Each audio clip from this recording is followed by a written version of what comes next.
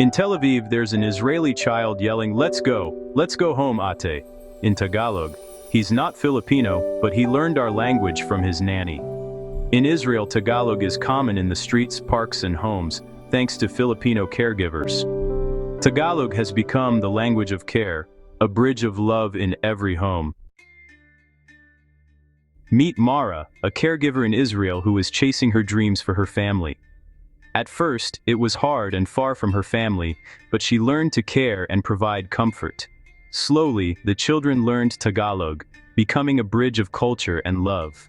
Mara and the Filipinos in Israel are quiet heroes of hope and friendship. The spread of Tagalog in Israel happened in everyday life. It started in homes, in the kitchen, in the living room, in the bedroom.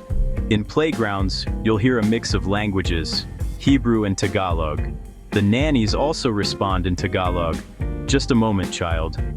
Tagalog became the secret language of connection. The Filipino language left the house and mingled with the community. Tagalog became part of Israel's sights and sounds.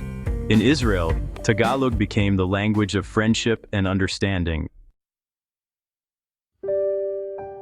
There are moments when language becomes medicine, a balm for a sad heart or a sick body. Like the story of Mrs. Cohen, a Holocaust survivor cared for by Lita, a Filipina. Whenever Mrs. Cohen hears the word yakap, hug, she calms down. She knows someone loves her.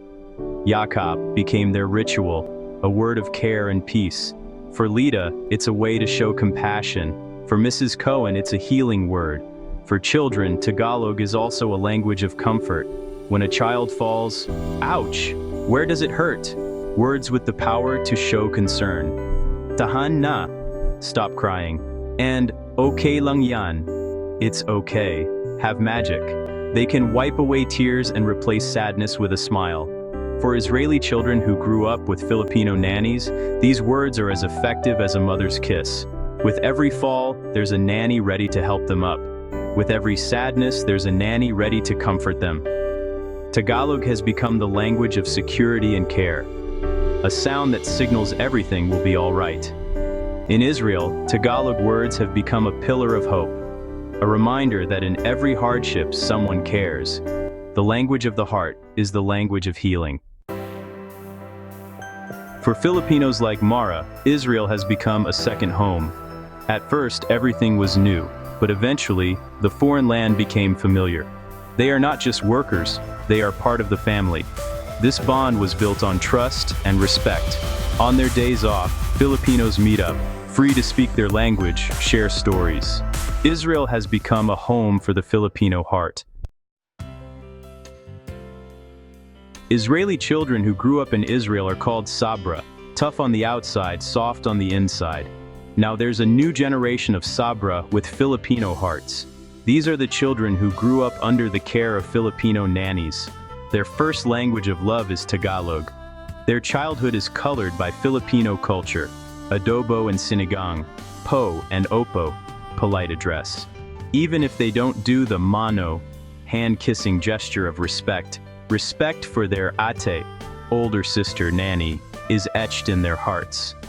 They learn the importance of being respectful and loving, not from sermons, but by example. The influence of Filipino culture is in the language, food, and how they treat others. Many of them grow up open-minded, with an understanding of other cultures. They know there's a country called the Philippines, the country of their beloved nanny. The nanny is their window to a world of smiles and strong family bonds. Israeli parents are happy, not just because their child is learning a language, but Filipino customs too. Being affectionate, generous, obedient, qualities they admire. They allow the bond between their child and nanny to flourish, because they know their child is learning not just words, but kindness. These children are learning how to be good people, a generation with Filipino hearts in Israel. Officially, Hebrew and Arabic are the languages of Israel, but in the cities, you'll hear another language, Filipino. It's not written in law, but it's etched in hearts. Filipino has become the de facto second language of the country. It's spoken not just by Filipinos but by Israelis too. Its growth is organic. It came from the need for care. Language became a bridge between two souls.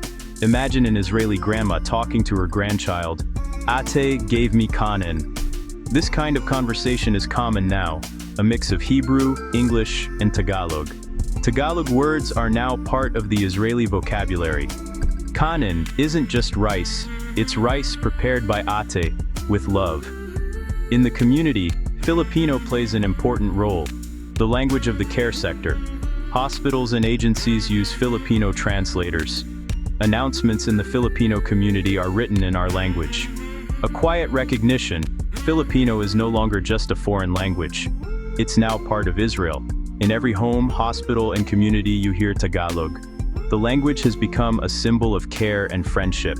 In Israel, Filipino is the language of the heart, a language that connects different worlds. Every Tagalog word spoken by an Israeli is a quiet triumph for Filipino caregivers.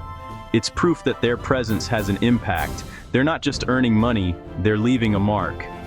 With every Bahay Kubo, Filipino folk song, sung by a child, or pancit, Filipino noodle dish, prepared by the family, there's a celebration of Filipino culture.